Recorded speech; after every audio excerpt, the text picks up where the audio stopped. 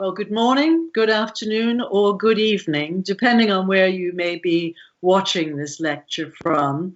My name is Marie Conte-Helm, and I've been a resident historian with Viking since 2018.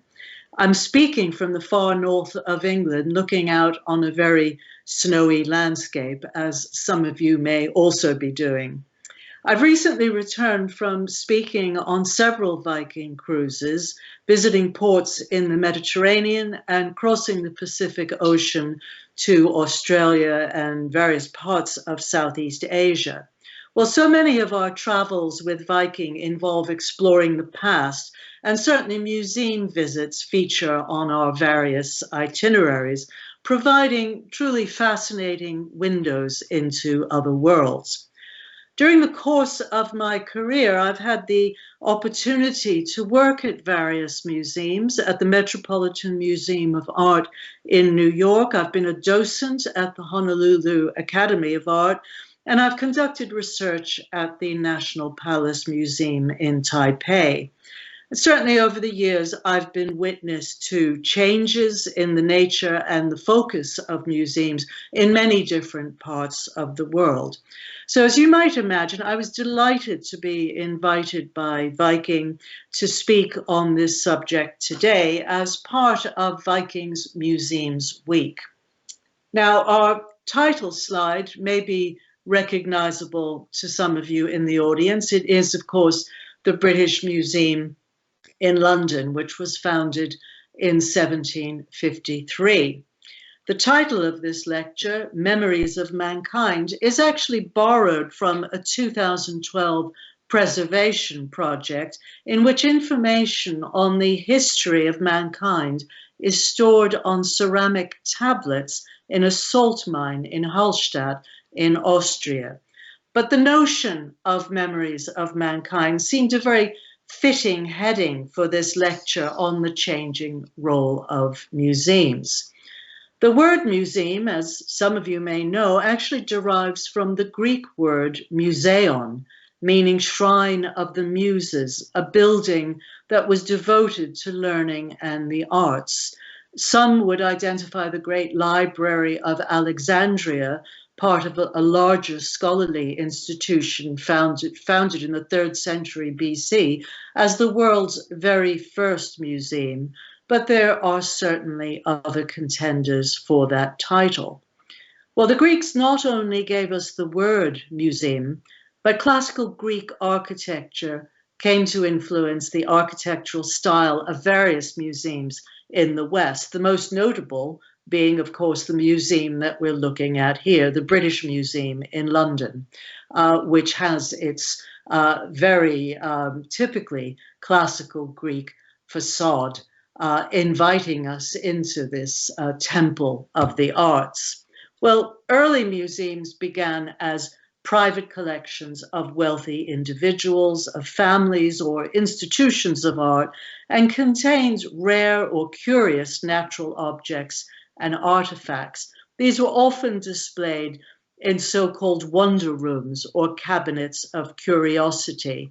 And as you might imagine, these were rather elitist institutions, and they were not open to the general public. Many of the items in these collections represented new discoveries in the natural sciences in particular that were the result of increased travel and voyages of discovery. This was certainly the case in the 18th century during the age of the Enlightenment.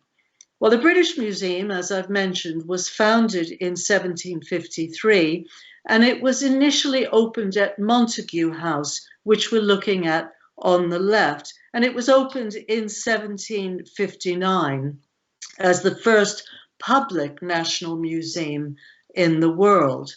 It is still defined as a universal museum covering all fields of human knowledge, and its original holdings were based on the private collection of this fellow on the right. We're looking here at Sir Hans Sloane, who donated his collection of 71,000 objects to create what we now know as the British Museum. He was a physician and a naturalist. So the original holdings contained a great mix of objects, art, science, botanical specimens, and so on. The British Museum's Enlightenment Gallery, which we're looking at here, opened in 2003, and it reflects this cabinet of curiosities approach. The mix of objects from classical sculptures, as you can see in the background, to botanical specimens speak of the spirit of inquiry of that age. Well, the collection and its expansion over the centuries was largely the result of acquisitions made during the age of British imperialism.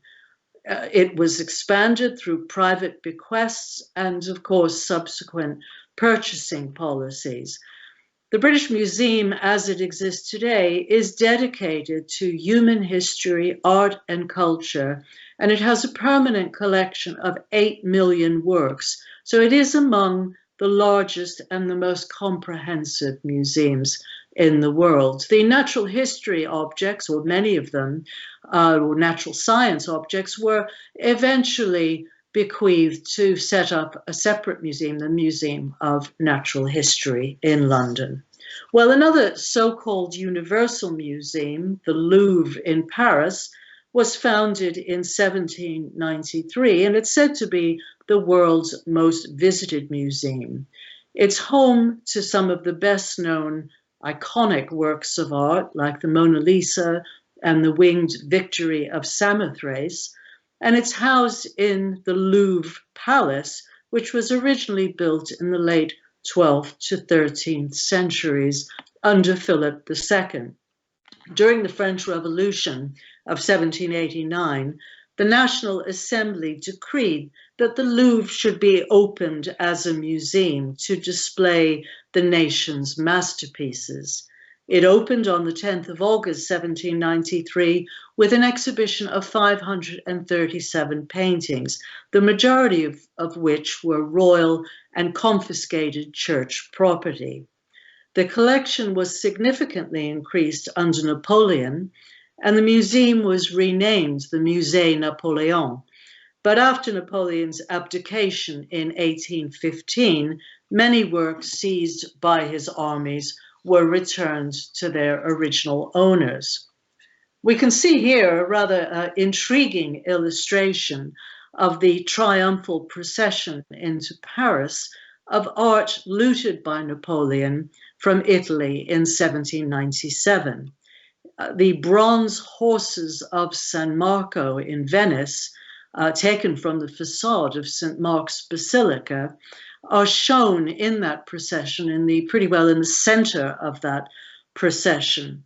They were returned to Italy in 1815, following the Congress of Vienna, which was the first international congress dealing with the looting of works of art. Now, interestingly, those classical bronze statues of horses that were such a significant feature of the facade of St. Mark's had originally been seized by the Venetians from Constantinople during the sacking and looting of that city in 1204. Well, beyond this period, like other museums of its caliber, the Louvre continued to develop architecturally and through various offshoot developments. I.M. Pei's glass pyramid, which we can see here, was an addition in the 1980s, in addition to the original building, and it was part of President Francois Mitterrand's Grand Projet initiative, and this is the museum as it appears today. Well, sticking with the theme of universal museums, the Metropolitan Museum of Art was founded in 1870 to bring art and education to the American people. And like the British Museum and the Louvre, it has a vast permanent collection of objects, over 2 million in all, from all parts of the world, making it the largest art museum in America. It was John Taylor Johnston, a railroad executive, whose personal art collection first seeded the museum, and various other industrialists of the age served as co-founders. As the collections grew, the Met moved into its current building on Fifth Avenue in New York in 1880. Although the city of New York owns the museum building, the collections are owned by private corporations, fellows, and benefactors, totaling, if this figure is not out of date, about 950 individuals. One of the most serious challenges to the Met's reputation in recent years has been a series of allegations in the Pandora Papers about its alleged status as an institutional buyer of looted and stolen artifacts. But more on that subject, and certainly not as it applies to the Met alone, as we proceed with this lecture. Well, the building that houses Florence's Uffizi Gallery, which we're looking at here, was begun by Giorgio Vasari in 1560. Vasari is often described as the world's first art historian, but he was very much the Renaissance man. He was an architect, a painter, and many other things as well. The gallery was open to visitors by request from the 16th century, and in 1765, it was officially open to the public, formally becoming a museum in 1865. Well, while it is not in the ranks of universal museums, the Uffizi is nevertheless one of the most important Italian museums and holds a priceless collection of artworks, particularly from the Italian Renaissance. The tribuna of the Uffizi, which we're looking at here in a painting by Johann Zaffini, is the hexagonal domed room created at the Uffizi Palace in the 1580s for the display of the Medici art collection. This was a royal commission, and as the painting illustrates or suggests, it was a key destination for mainly young aristocratic Englishmen visiting Italy on the Grand Tour in the 18th century. The figures in the painting, it's a rather crowded painting, so fascinating to analyze, but the figures in the painting are all identifiable as connoisseurs, diplomats, and visitors to Florence. The famous figure, Horace Walpole, sarcastically described this grouping as, and I quote, a flock of traveling boys, and one does not know or care whom. But certainly they were identifiable, they were all aristocratic, and they were all, or some of them I should say, were on the Grand Tour. Now the purpose of following such itineraries, which was a kind of rite of passage for the great and the good, was to acquire layers of European experience and certainly sophistication by association. And also these grand tourists set about acquiring works of classical and contemporary European art as souvenirs of their travels abroad. You might like to note on the left hand, the far left side of this slide, there is a figure peeking out from behind the painting of the Madonna and Child, and that figure is actually a self-portrait of Zoffany himself. Well, let's turn now to museums in Asia, and a particularly famous museum, the National Palace Museum in Taipei, which was founded in 1965. Now, each of the museums we've been looking at have had very different origins and histories of development. That's particularly true of the National Palace Museum in Taipei. It shares its roots with the Palace Museum in the Forbidden City in Beijing. In 1931, during the Sino-Japanese War, the Chinese nationalist leader Chiang Kai-shek ordered the Palace Museum to evacuate its most valuable pieces from the imperial collection to prevent them from falling into the hands of the Imperial Japanese Navy. This precious cargo of artifacts was moved, as the slide shows us, from Beijing to Shanghai and then to Nanking in 1936, and then on to various separate locations before being returned as a single body of works to Nanking in 1947. With the resumption of the Chinese Civil War, followed by communist victory, it was decided to evacuate the artifacts to Taiwan, which was done between 1948 and 1949. And I think the challenges of that operation are well illustrated in this slide. Well, after years of being housed in temporary storage sites, a new museum, which we're looking at here, the National Palace Museum, was constructed in a suburb of Taipei, and as I've said, was officially opened in 1965. I was actually conducting research into Chinese landscape painting at the National Palace Museum just 7 years later in 1972 as a postgraduate student.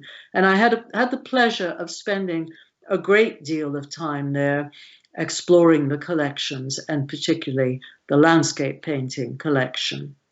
The museum has a permanent collection of nearly 700,000 Chinese artifacts and artworks spanning 8,000 years of Chinese history and making it one of the largest of its type in the world.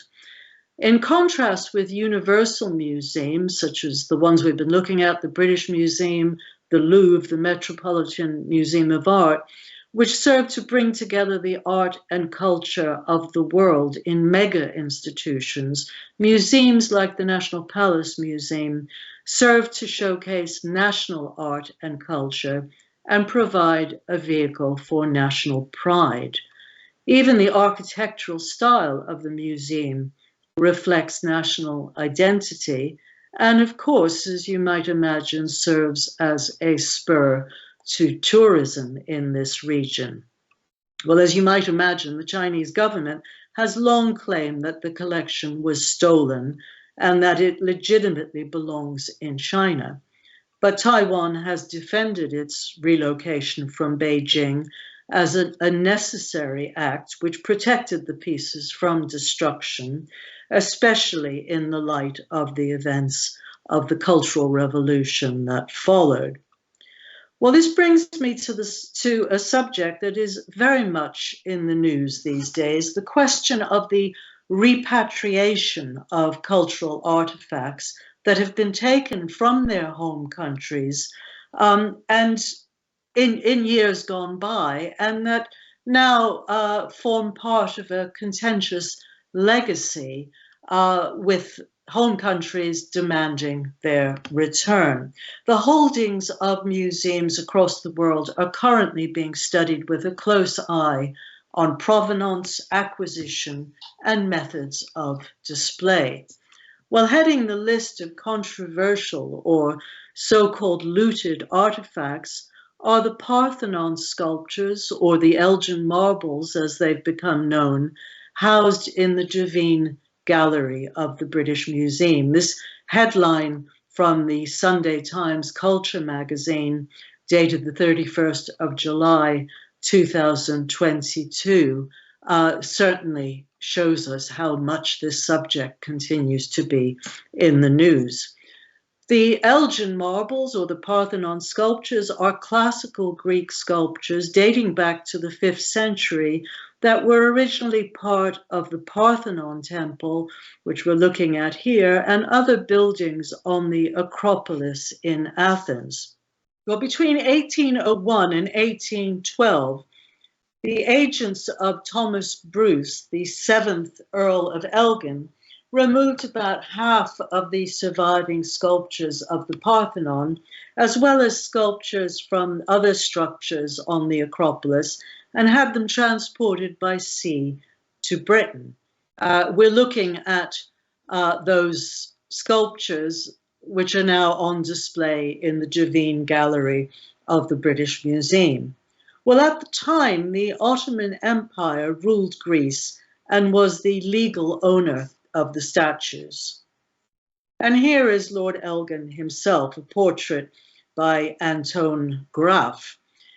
He had served as ambassador to the Ottoman Empire based in Constantinople between 1799 and 1803. And Elgin claimed that he had obtained an official decree, a firman, from the Ottoman government, allowing him to bring the sculptures to Britain, though proof of this claim has never been found and is disputed. Well, this painting from 1819 by Archibald Archer shows the temporary Elgin room at the British Museum where the marbles were first displayed. Elgin's agents had been able to move about half of the Parthenon frieze, 15 metopes and 17 pedimental fragments, in addition to a caryatid and a column from the Erechtheion.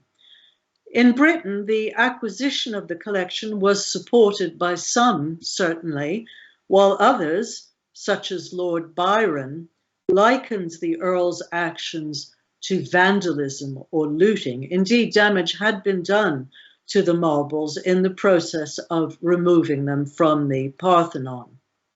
Well, following a public debate in Parliament and its subsequent exoneration of Elgin, he sold these sculptures to the British government in 1816, and they were then passed into the trusteeship of the British Museum. Well, the debate over ownership of the Parthenon marbles continues right through to the present day, as we have seen, and it's unlikely to be resolved anytime soon. The opening of the new state-of-the-art Acropolis Museum in Athens in 2009 put paid to the argument that the marbles could be more safely housed and conserved in the British Museum in London rather than in their home country. The new Acropolis Museum is shown on the far right of this slide, and it's marked with a yellow arrow in the middle of that rather crowded Athens setting. And it sits, as you can see, across from and within sight of the Parthenon. Its orientation and its lighting very cleverly duplicating that which falls on the original structures and which fell on the original sculptures on the Acropolis. On display within the museum is a portion of the complete frieze with the position of the missing elements clearly marked and space left should they eventually be returned to Greece. Well, time will tell, but in a speech at the annual dinner of the trustees of the British Museum just last month, the chairman, George Osborne, stated, and I quote, "We hear the voices calling for restitution, but creating this global British Museum was the dedicated work of many generations. Dismantling it must not become the careless act of a single generation." Well, while Osborne has raised the prospect of artifacts from the museum's holdings being loaned back to their places of origin, this is perhaps unlikely to satisfy stakeholders from the home countries in question. On the other hand, on the 3rd of December, it was reported in a Greek newspaper that an agreement to return the sculptures to Greece was at an advanced stage. So we can only watch this space with interest. Debates about repatriation and restitution of works of art are certainly not confined to the British Museum and to the case of the Elgin marbles or the Parthenon sculptures. In August of 2022, the Horniman Museum in London announced the return of its holdings of 72 Benin bronzes to Nigeria. seized from the royal palace and residence of the nobility by British forces during the sacking and destruction of Benin City in 1897, these and other artifacts ended up in various European and American collections. And you can see the return of these wonderful bronzes to Nigeria was reported in the British press, and indeed just a week or so ago, the process of returning these began. And here is a close-up of one of these rather wonderful sculptures. So some of these are being repatriated, others are not. The Smithsonian Institution in Washington also announced the return of 39 Benin bronzes earlier this year. So this process has begun, and it doesn't just confine itself to these African works of art, to other works of art from different cultures, but it continues right across the board. And of course, these universal museums are very much at the center of the debate. Well, a similar yet different case for repatriation has been made with regard to Cambodian artifacts that have found their way into private and public collections via illicit dealings in the global art trade. The Panama Papers, which I mentioned earlier, documents that were leaked in 2016, revealed the role of the late Douglas Latchford in this trade, and the artifacts in public museums that can still be linked to him. I should say that the artifacts in question were returned to Cambodia by Latchford's daughter in 2021. But the Panama Papers and similar instances are the subjects of books and articles about the looting of works of art, or the illicit means by which works of art from all parts of the world have been obtained and sold on, and often to unsuspecting purchasers. Well, such matters take us to the heart of some of the challenges being faced by museums today and give rise to questions about the very purpose of museums. For example, should museums continue to serve as showcases for the display of works of art and artifacts from the past, whatever their provenance? The legacy of imperialism and colonialism is very much a live issue in this respect. Well, just a few weeks ago, the Wellcome Collection, a London museum run by the medical charity the Wellcome Trust, closed its permanent display of medical artifacts, Medicine Man, which you can see here, that had been amassed by its founder, Henry Wellcome, and left in trust for public display. The closure of this collection, of this display, was justified, and I quote, because it perpetuates a version of medical history that is based on racist, sexist, and ableist theories and language. While not everyone agrees, the closure has been met with accusations of cultural vandalism from some circles as the legacy of the past and views on political correctness hang in the balance. Well, to continue with some other questions about the role of museums and perhaps the future of museums.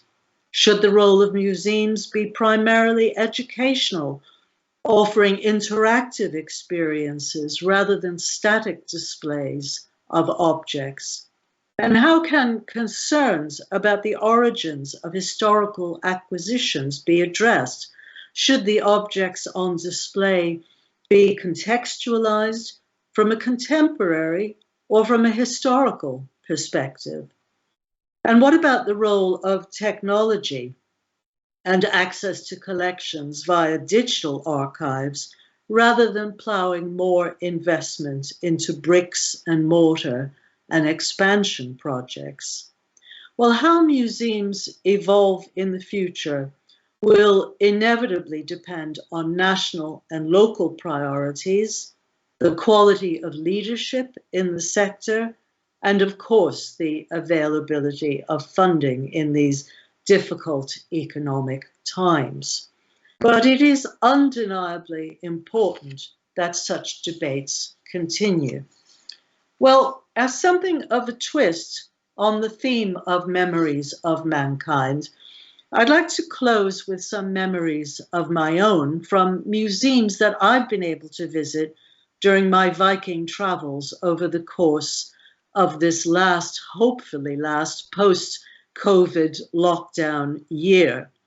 I'd like to take you on a very brief tour of some of the museums that I have been to via different cruises, via different shore excursions. We're looking here at a close-up view of the new Acropolis Museum in Athens, not so new anymore. It was opened in 2009.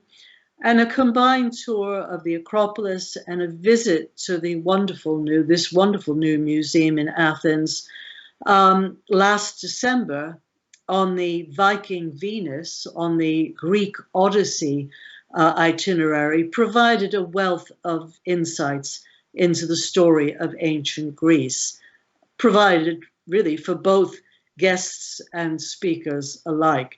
On the right-hand side of this slide, we're looking at caryatid sculptures, the original works now housed in this museum from the Erechtheion on the Acropolis. And one of these wonderful sculptures is actually in the Devine Gallery of the British Museum. With just a few free hours in Athens on the Empires of the Mediterranean Viking Sea Cruise this September, it was possible to have just a short walk to the Archaeological Museum in the port of Piraeus. Viking shore excursions in Athens certainly offer the opportunity to visit the iconic National Archaeological Museum, but even at a local level, it really is a joy to experience the wealth of archaeological material so effectively put on display in museums such as this one. Well, rather different, after crossing the Pacific Ocean on the Viking Orion just last month, we had the opportunity to visit the Museum and Art Gallery of the Northern Territory in Darwin and to see the annual exhibition of the National Aboriginal and Torres Strait Islander Art Awards. And you can see an exhibit that was part of that show on the lower right of this slide. And finally, the Asian Civilizations Museum in Singapore is a personal favorite of mine, with its gallery devoted to the history of Asia's maritime trade, and with its, you can see it here, its extensive display of Chinese Tang Dynasty shipwreck porcelain. I was pleased to get back there just last month.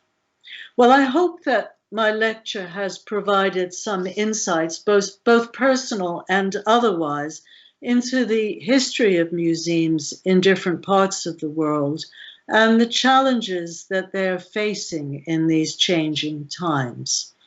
I look forward to revisiting some of the museums we've been looking at in this lecture, and I hope that all of you watching, if you haven't already been to some of these iconic temples of culture, will have the opportunity to do so in future. In closing, can I take this opportunity to wish you all a very happy holiday season and enjoyable travels and museum visits in the year ahead. Thank you very much.